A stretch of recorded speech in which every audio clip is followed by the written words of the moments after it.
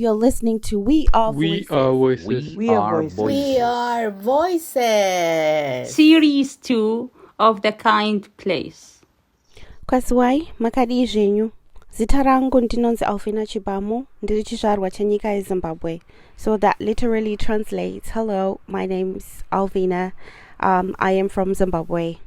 Yeah, I'm a single mother to a very beautiful, bright little girl that doesn't seem to want to give me a time right now. But yes, well, basically I came to Scotland when I was pregnant. Very, very difficult circumstances. I was alone and homeless. So yeah, it was a very traumatic time for me. Just maybe going back to then till now, I find I'm in such a better place. Excuse me, can I help you? No.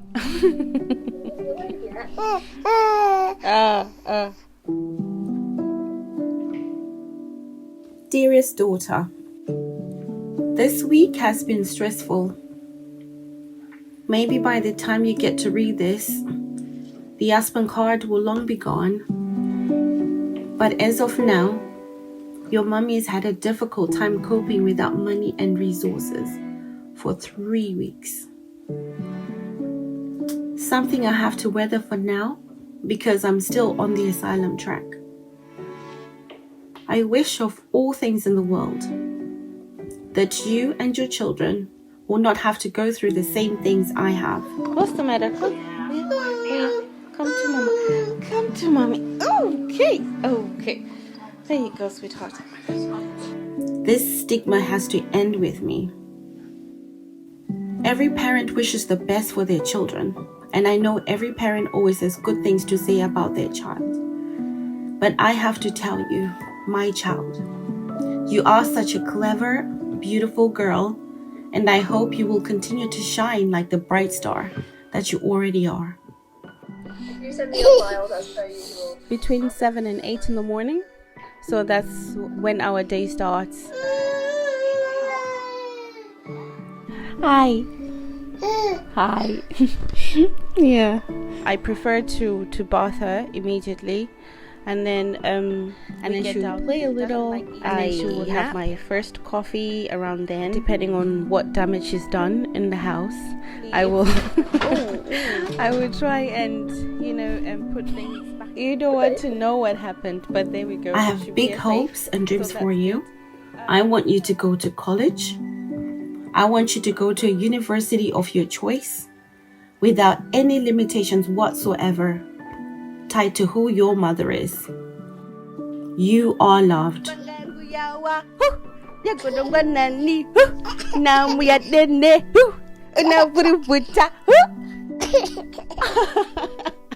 Nothing in life is fair, but that's okay, because I am going to do something about it. I love you.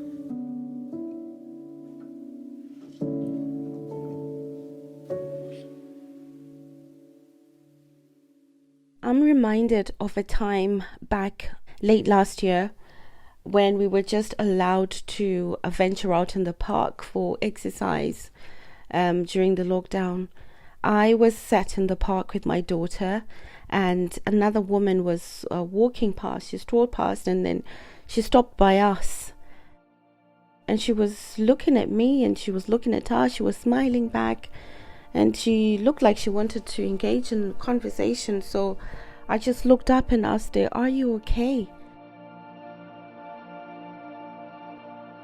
And then she, really with limited English, just said to me, "Your daughter and you look so cute, but would you mind terribly just giving your daughter a hug from me?"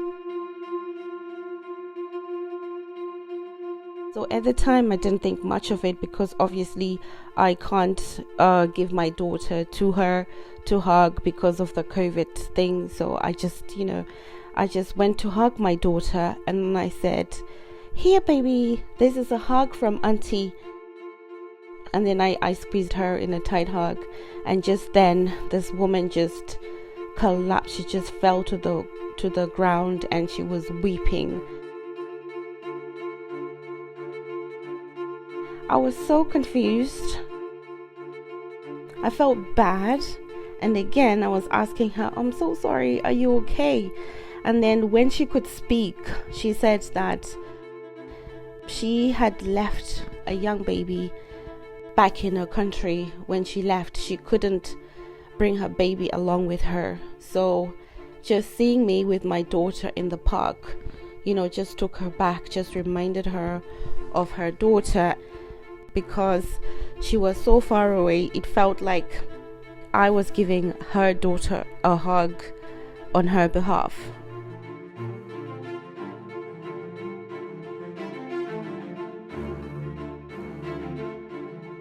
I cannot imagine being separated from my daughter for any time whatsoever, never mind for months, years on end.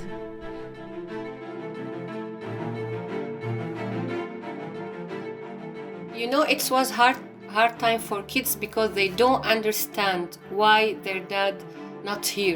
Even my son, I told them he go to better place so we can join him. He said, I don't want better place, let him come back. They don't even realize he couldn't even come back.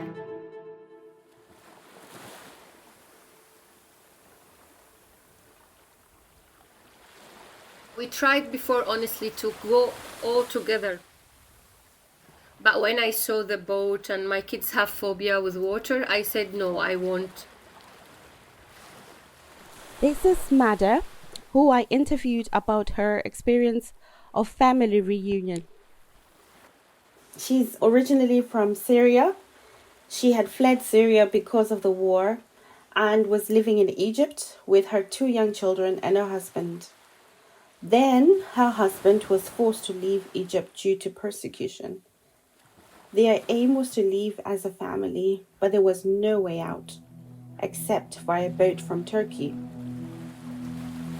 Honestly, I went 3 times, but it was really, really, when they say it's dead journey, it's dead journey. First time it was in the beach, and there is a boat, it's a wooden boat. There is a lot of people around me. You can say about 300. And said, no way all those people will go there. And my daughter said, Mom, seriously, we will go there? Are you sure? Are you sure?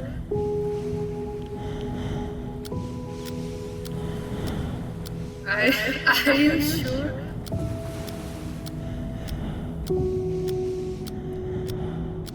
And I said, no, absolutely not. And we come back. Next time that's happened, almost same. Third time it was worse. It's not wooden, And there is about maybe 50 person in boat for 10 person.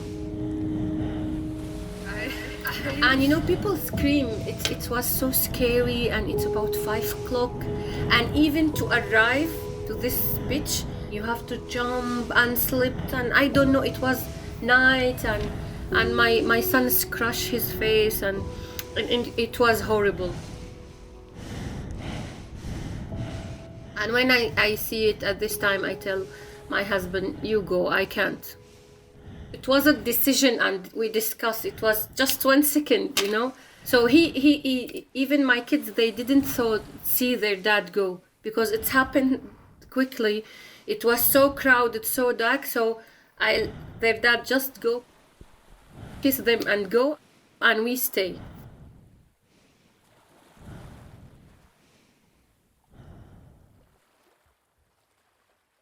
After taking the difficult decision to remain in Egypt with her children, Mada suddenly became a single parent.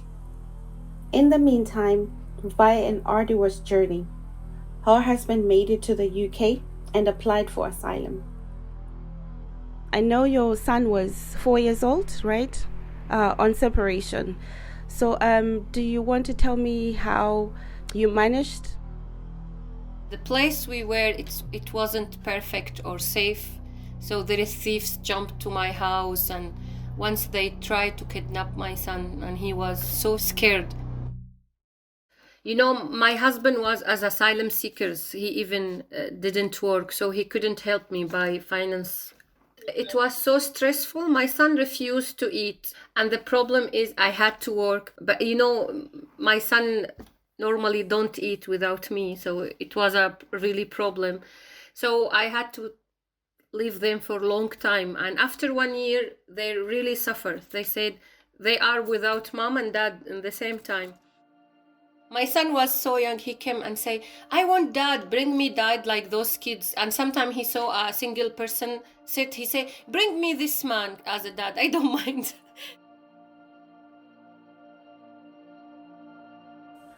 When you are granted refugee status in the UK, you are eligible to bring your family here on what's called a family reunion visa. If you would like to please introduce yourself to the listeners. Hi, I'm Sohini. I'm the Policy and Advocacy Officer covering matters around refugee family reunion at the British Red Cross. Right, that's fantastic. It just leads me right into my next question, which is if you can please explain how family reunion system currently works. Once you're granted refugee status in the UK, you are then allowed to reunite with your partner or spouse or children under 18.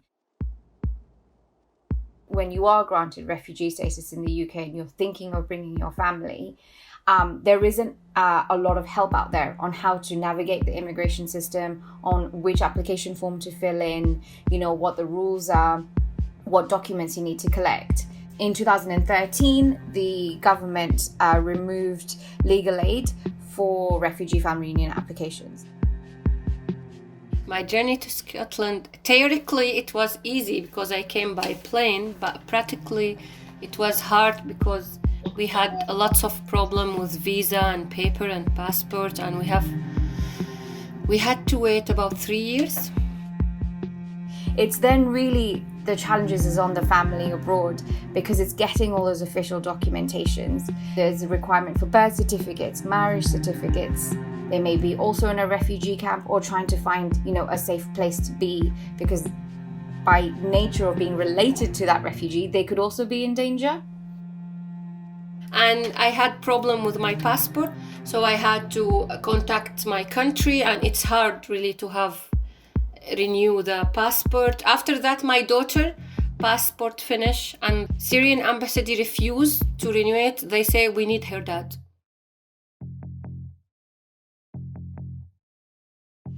And then you're waiting.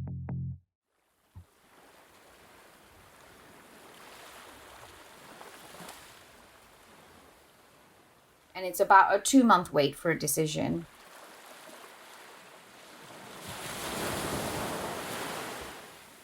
You know, it's a massive period of destitution and poverty and really struggling to find shelter sometimes as well. You know, British visa, it's a 3 month only. The office in Egypt contact me at the last day of 3 months. So when I took the passport, I told my husband, I don't know if it's happy or bad news. Happy news, I got the visa. Bad news, tomorrow we'll finish. Then my husband tried to apply again.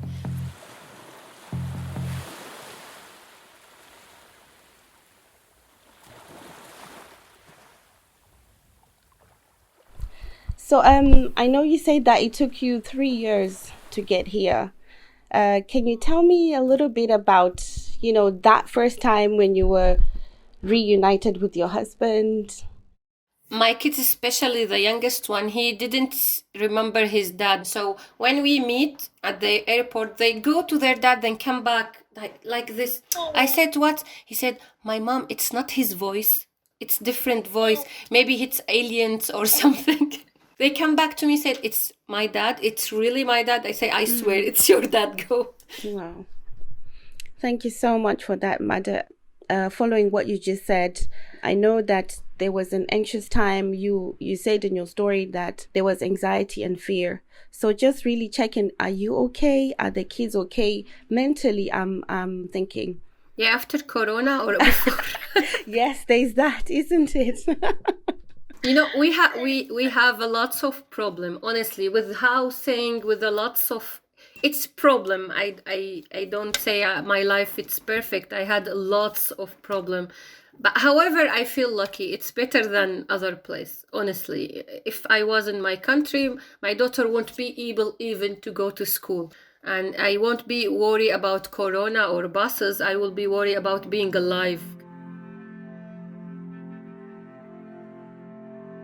So the law said as well, if you have daughter or son plus 18, even if they are single, it's not allowed to bring them with you. So the law said just husband, wife, and kids under 18.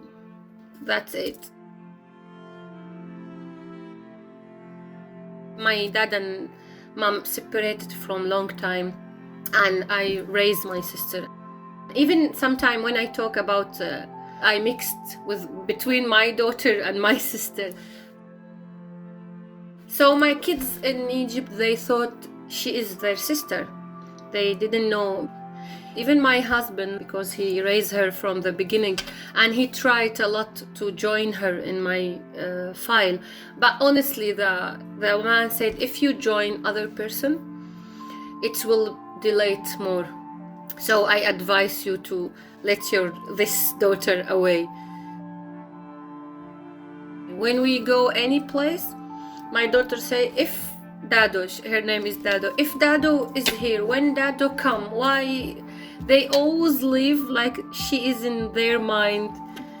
Always my son say, I dream I saw her, when I saw her, and that killed me because there is no hope soon to see her. So even now they can't imagine. And it's forever, it's almost forever, but they dream about it. They say, when she come, when she will be here. But I don't know. The law is law. I know she is adult in other people's eyes, but in my eyes, she's my baby. You know, I really miss hug her and be with her, and I feel like I'm happy if my sister with me. My happiness just, you know, I can't be really fully happy. I'm pleased, just that's it. But happy, just if she one day I can meet her or live together again, maybe. That is hard. Oh gosh. I feel they always scared. My daughter now, she didn't have friends at school. When I ask her why you don't have, it's lovely age, she said, I'm scared to love them, then I lose them. So I don't want love anyone again and lose them. So yeah, I think kids never forget.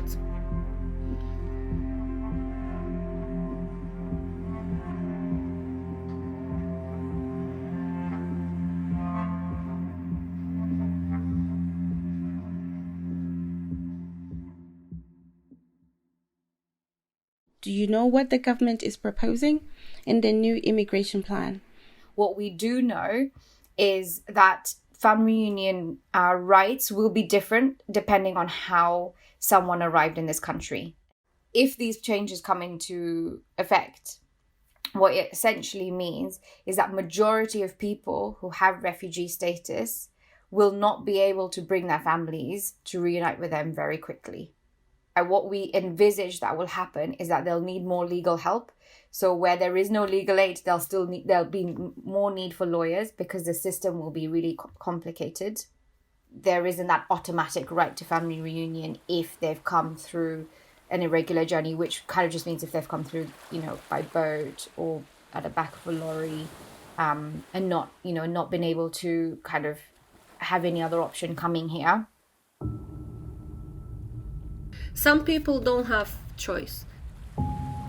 But the problem is if the law here for small, more rules about family reunion, what that mean? That means they force people to take babies and kids to a very hard journey. And when I was talking about my husband's journey, I didn't talk after Greek what's happened because it was worse than the boat, honestly.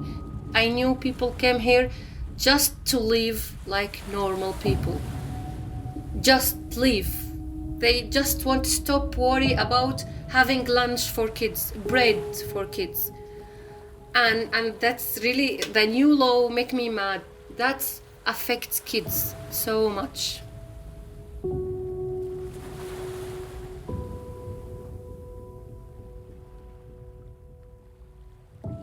In your own words, why do you think this issue matters?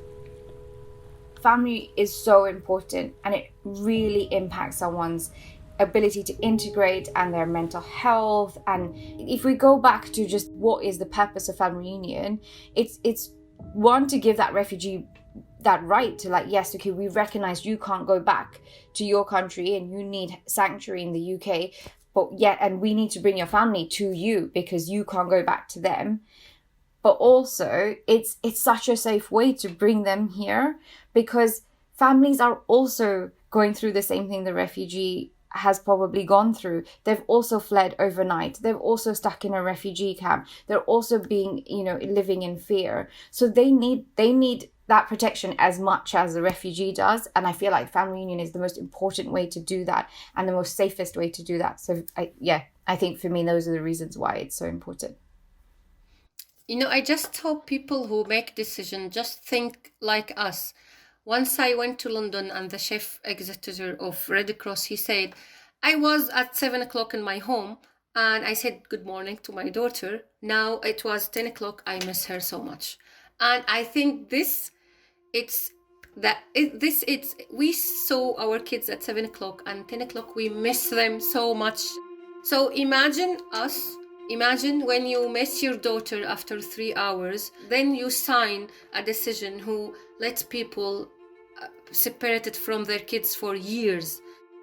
I'm scared sometimes to imagine a woman who have this situation. And once I was in Red Cross, a volunteer next to me, she said, I have daughter and she's cute and something. I say, okay, where she said, in my country. And okay, how many years? She said 13.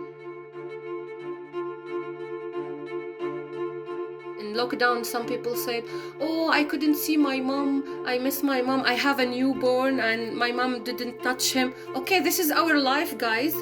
And imagine you have a new baby and you couldn't hug him, just see him in a screen like this. You will sign this decision easily. Don't think of your kids. You could put them in this situation. You could separate your wife from her kids just like this. So that's it.